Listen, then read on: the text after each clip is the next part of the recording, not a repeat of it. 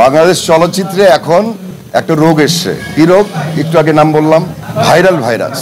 এই viral virus থেকে আমাদের মুক্ত হতে হবে এবং যারা এগুলো করছে তাদের সম্পর্কে আমি আর বলতে চাই না, দর্শকরাই বলবে।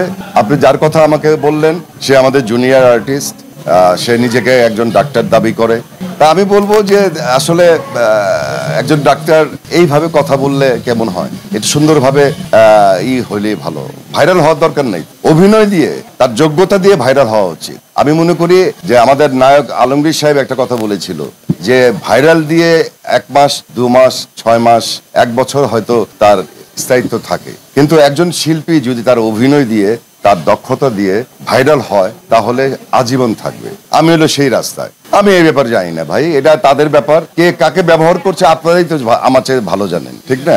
আপনারা লেখেন যে কি করছে না করছে, কে কাকে ব্যবহার করছে। কে কাউকে ব্যবহার করে উপরে কিছুক্ষণ থাকা যায় না, ধাম করে নিচে পড়ে যেতে হয়। আমি খালি একটা কথা বললাম না, আমি তো আমার কথার মধ্যে কিন্তু পেয়েছেন যে যে কাজ করে সেই ওয়েতে ভাইরাল হওয়ার চেষ্টা করে। আমি অভিনয় করি, আমি অভিনয় দিয়ে ভাইরাল হতে চাই। এখন বাকি যারা, তারা কি অভিনয় দিয়ে হচ্ছে না অন্য কিছু দিয়ে, তারা জানে। এটা আমার কিছু বলার নেই। মান্না ভাই তো অবশ্যই একজন সুন্দর সময়ের ছিল। আমি আর সাকিব যখন প্রেসিডেন্ট, আমি যখন সেক্রেটারি, 2015-16 এরকম ছিল। মিশা আমার সঙ্গে পরাজিত হইল। মিশা তো এরপর আমি উইন করলাম। তখন তো নির্বাচন হয়েছে, তখন কখনো দেখেছেন যে এত হইচই নির্বাচন নিয়ে শিল্পী সমিতির চেয়ারে কি আছে বা শিল্পী সমিতির ভিতরে কি আছে? এত কিছু রেষারেষি হয়েছে? হয়নি। তাহলে 2015-16 পরে 17 থেকে যখন শুরু হলো, এই তো একই কথা বারবারই আমার বলা হয়ে যাচ্ছে। একটা কথা শুধু বলবো, 2017 সাল থেকে শিল্পী সমিতি তার জায়গাতে নেই।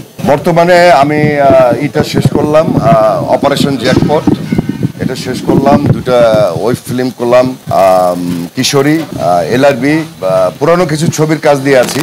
বিট্রে, মাসুদ রানাটা শেষ করলাম জাজ মাল্টিমিডিয়ার। আসলে আমি অভিনয়টাই আমি প্রাধান্য দিই, এনজয় করি অভিনয় করতে, এবং সেটা নেগেটিভ হোক আর পজিটিভ হোক, বাট সেটাকে ভাইটাল ক্যারেক্টার হতে হবে। আপনি আমার বাসায় এসেন, আপনাকে 1 কাপ চা খেয়ে আমি আপনাকে পরামর্শ দিব। এত ক্যামেরার সামনে আমি পরামর্শ দিলে আমাকে আপেল বলবে। আমি এটা শর্ট টাইমে বলা যাবে না ভাইয়া, আপনি বাসায় এসেন, আমি চা খেয়ে আলাপ করবো।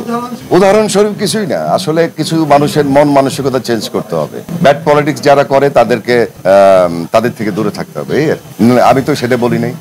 কাকে স্থগিত করতে হবে? কি মানে আপনি কার কথা বললেন? বিরোধিতা হয় না তো, আবারও চলে আসে অনেকেই, যায় আসে, কখনো মেঘ কখনো বৃষ্টি, এই নিয়ে হচ্ছে মানে অকারেন্সের সৃষ্টি। আচ্ছা বলেন আর কি? সাকিবের সাথে কাজ করার ইচ্ছা আছে। আমি কি প্রথম কাজ করছি? আমি সাকিব আমার ছোট ভাই, বা ওর শুরু থেকে আমরা একসাথে কাজ করছি অনেক ছবিতে। পজিটিভ 2 হিরো হিসেবে করেছি, আবার ভিলেনও করেছি। তা প্রযোজক পরিচালক যদি মনে করে আমাকে নিবে, আমি করব, আমি কেন করব না? তো সেই যে জয়ের একটা প্রোগ্রাম দেখে, জয়ের প্রোগ্রাম দেখে আপনি বলছেন, ঠিক না? ওইখানে না, এখানে একজন আর্টিস্টের প্রতি আরেকটা আর্টিস্টের সুসম্পর্ক থাকতেই পারে। একটা জিনিস দেখবেন যে এই ফিল্মে যদি কারোর সাথে কারো প্রেম থাকে, সেটা যদি বিয়ে পর্যন্ত না গড়ায়, তাহলে তার সঙ্গে সুসম্পর্ক থাকে না। কেন থাকে না?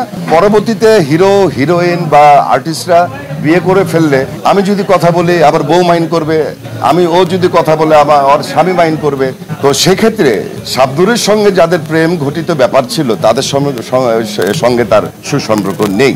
আমার সঙ্গে আছে। কেন আছে? তার মানে আমার সঙ্গে প্রেম ছিল না, বন্ধুত্ব ছিল।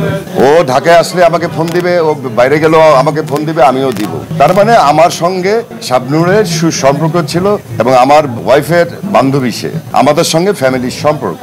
যে কারণেই হয়তোবা শাবনূর যেখানে জায়গা নিয়েছে, আমারও সেখানে নিয়েছি, ফেরদৌস নিয়েছে, এটা হতেই পারে। আর আমি একটা জিনিস মনে করি যে একজন শিল্পীর সঙ্গে আরেকটা শিল্পীর সুসম্পর্ক থাকা উচিত। আমার সঙ্গে যতগুলো নায়িকা কাজ করেছে সবার সঙ্গে আমার সুসম্পর্ক।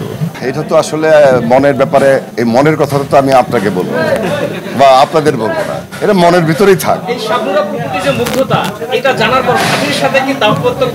আমি তো বলি নাই মুগ্ধতা, আমি বলছি বন্ধুত্ব।